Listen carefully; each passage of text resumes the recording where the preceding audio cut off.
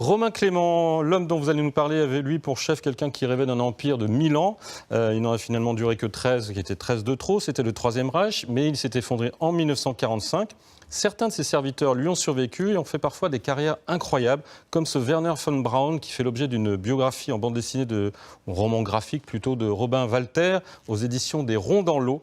Et l'histoire de cet ingénieur nazi récupéré par les Américains dans le cadre de l'opération Paperclip vous a fasciné.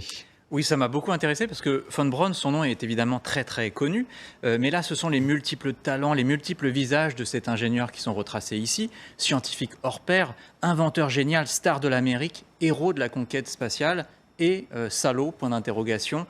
L'auteur creuse ici dans le passé trouble de ce grand savant. Et quelle est la contribution réelle d'un point de vue scientifique de von Braun? Alors c'est un des pionniers de l'aventure spatiale et toute conquête spatiale commence souvent par des avancées militaires. Donc von Braun, c'est bien sûr l'un des inventeurs des fameux V2, les premiers missiles balistiques de l'histoire sur lesquels Hitler comptait beaucoup pour remporter la guerre, pour terroriser les villes. Et il va ensuite passer côté américain, faire la première fusée, Juno 1, qui va placer le premier satellite américain Explorer 1 en orbite, et ensuite Saturn V qui va permettre le décollage des missions vers la Lune, c'est le fameux programme Apollo. Qu'est-ce qu'on sait de sa jeunesse, de sa formation, jusqu'à devenir ce pionnier de l'aventure spatiale? C'est-à-dire que c'est un génie, Wernher von Braun. Wernher von Braun, c'est un génie qui impressionne dès son plus jeune âge ses professeurs. Il impressionne également ses chefs, et parmi eux, il y a Albert Speer, il y a Himmler, et bien sûr, il y a Hitler. C'est un homme aussi qui est tourné en permanence vers l'avenir. Alors, vous allez me dire, c'est mieux pour un scientifique qui veut aller sur Mars, qui veut aller sur la Lune. Il rêve d'envoyer des hommes là-bas, mais von Braun est tourné vers l'avenir. Il y a une autre raison, c'est qu'il ne veut surtout pas être rattrapé par son passé. Ça l'oblige, du coup, à avoir toujours un coup d'avance. Et là, au début de la BD, on est en 1945, la guerre est terminée, on est loin de la zone des combats, on est en Bavière. Il est avec ses proches et il a déjà tout anticipé puisqu'il a caché les archives des fameux missiles V2, les plans des missiles V2. Et il sait que les Américains sont en train de monter une opération, Paperclip, pour récupérer les ingénieurs allemands.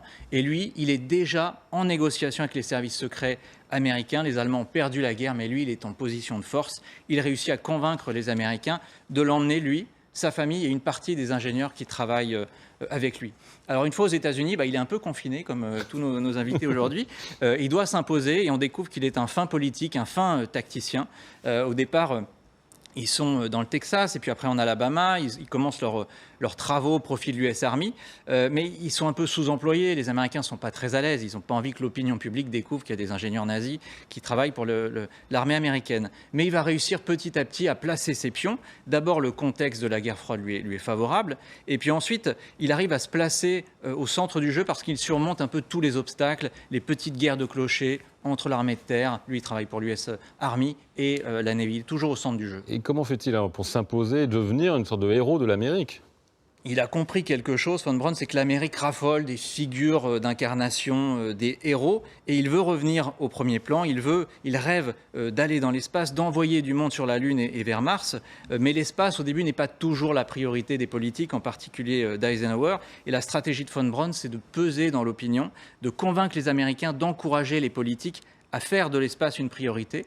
Alors pour exister médiatiquement, il commence à enchaîner les colloques, les conférences, il multiplie les interviews, il pose même avec sa famille dans des magazines en papier glacé. Et puis ça ne lui suffit pas et il va faire une rencontre déterminante. Il mise sur un homme qui est très très influent à Hollywood, c'est bien sûr Walt Disney qui va le mettre à l'écran. Grâce à lui, il va commencer à faire rêver tous les petits Américains, toute l'Amérique, donc entrer en contact avec les politiques, en particulier Kennedy, et ça tombe bien parce que la guerre froide, la compétition entre l'URSS et les États-Unis font que des milliards vont être débloqués pour l'espace, et c'est à ce moment-là qu'il va connaître avec la NASA ses heures de gloire.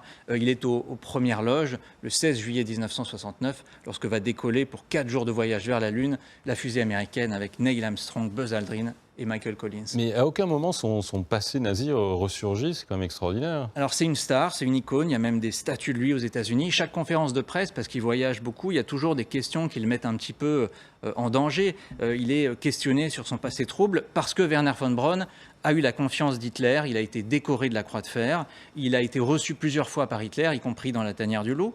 Et von Braun, alors ça il s'est bien caché de le dire, a même intégré la Waffen-SS, il était sous les ordres de Himmler, il était Sturmbannführer, donc commandant. Et là, c'est le point de vue de l'auteur qui est très intéressant, qui est un des petits-fils de déportés du camp de Dora. C'est que von Braun a forcément vu ce qui se passait dans le camp de Dora, c'est-à-dire qu'il a vu les déportés, leur travail, leurs conditions de travail. Ils étaient suremployés, sous-alimentés. 20 000 déportés quand même vont mourir. Donc l'impression donnée par cette BD, c'est que von Braun est un homme sans état d'âme. Ce qui l'intéresse, c'est l'espace, c'est sa réussite, peu importe les moyens, peu importe les crimes couverts. C'est une BD qui, malgré tout, même si le passé de von Braun est lourd, fait rêver parce qu'il est question d'espace. À l'heure où Thomas Pesquet va s'envoler, ça plaira à tous les amoureux de la conquête spatiale parce que les rêves sont importants. Voilà. Merci beaucoup Romain Clément. Von Braun, cette BD de Robin Walter.